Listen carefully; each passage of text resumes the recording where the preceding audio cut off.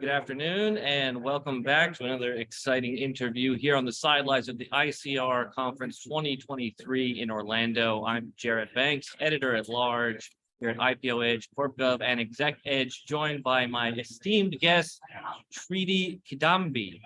Thanks for having me. Thank you for being here. Now, you are the CFO of System1, which is an omni-channel customer acquisition marketing platform. Talk us through your business. Yeah, that's a mouthful. I'd like to start by saying we're a technology company first and foremost, built on technology, built on great people, great engineers, great product, great data science, and specifically we're a technology company that is one of the best digital marketers in the world. As of right now, we spend roughly $600 million on an annualized basis on customer acquisition. And unlike some of our competitors, take the trade desk, for example, we don't have an intermediary. So for the most part, we acquire those users to come to our owned and operated websites where we further qualify them for intent and desire to purchase. And then we send them on to our advertising partners. So we partner with some of the largest advertisers in the world, including Google, Yahoo, Bing, and also we have our own subscription products that we acquire customers towards and monetize via subscriptions. All right, fantastic. Now, give us a sense of the competitive landscape and how you differentiate yourselves from them. Yeah, so really good question. And you hear a lot of talk about DSPs and DMPs and content sites. We're really everything. So everything that we do is underpinned by our technology platform, which we call the RAMP, Responsive Acquisition Marketing Platform. And RAMP essentially does all of the things that we talked about before. So we're a DSP in terms of our ability to acquire traffic to our owned and operated sites.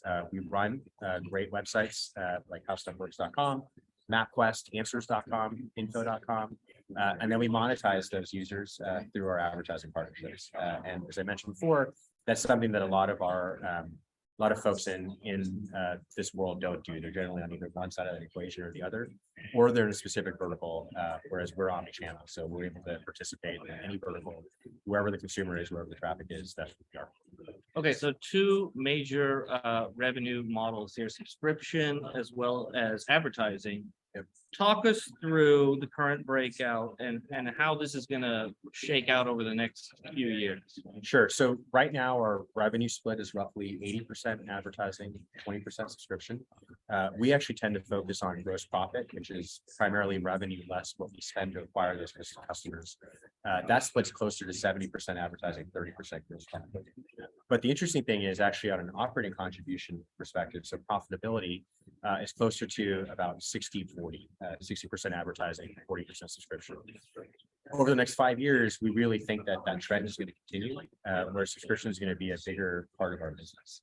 And the way that we are investing to grow both of those business lines are on the advertising side, we're focused on continuous margin improvement through our RAMP platform. Also using RAMP to continue to find new places, new acquisition channels, and then also international. So right now, international is roughly 20% of our advertising revenue, and we think that number should be closer to 35 to 40%. So big opportunity there.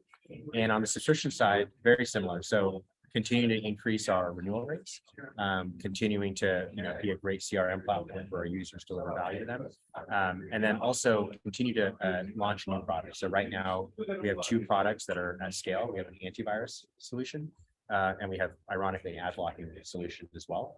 And we have a large pipeline of products that we're going to continue to roll out over time. Okay, you mentioned international. What countries or regions are we talking about? Yeah, so right now we're primarily in Europe, Canada, and Japan and India. And we expect to be able to continue to grow those. We're actually, because of our content model, we're actually very easily able to expand into other countries. We don't need to have offices there. We don't need to establish direct relationships with advertisers. We can use our relationships with our advertising partners to do that. So really it's about blocking and tackling, and we expect to continue to expand that percentage. Okay, great. Now, one question that we've been asking all the companies that we've talked to today, how did you manage to get through the COVID environment over the last couple of years? It's interesting. Obviously, COVID was terrible.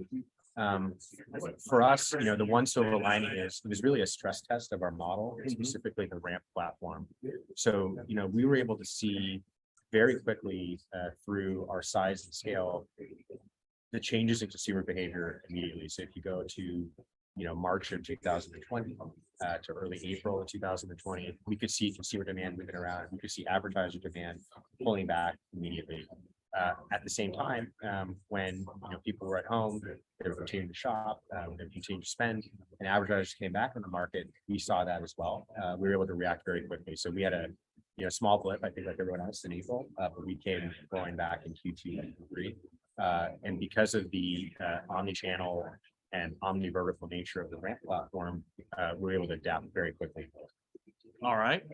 Is there one key highlight that investors may not be aware of that you would like everyone to know about your company?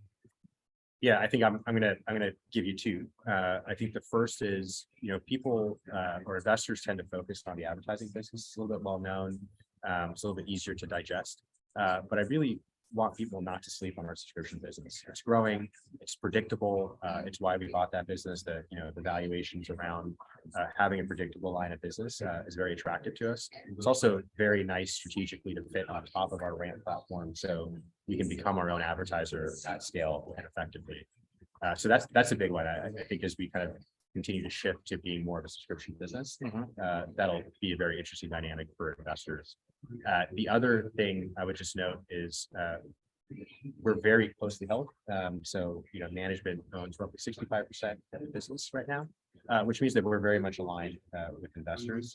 And, our management team specifically has a long track record of returning great returns for investors and our partners. So, really excited about that as we move forward this year and the years following. All right, fantastic. This has been Tridivesh Kidambi, the CFO of System1, which trades under the SST ticker. Tridi, thank you so much for being here today. Thank you very much. Appreciate the time.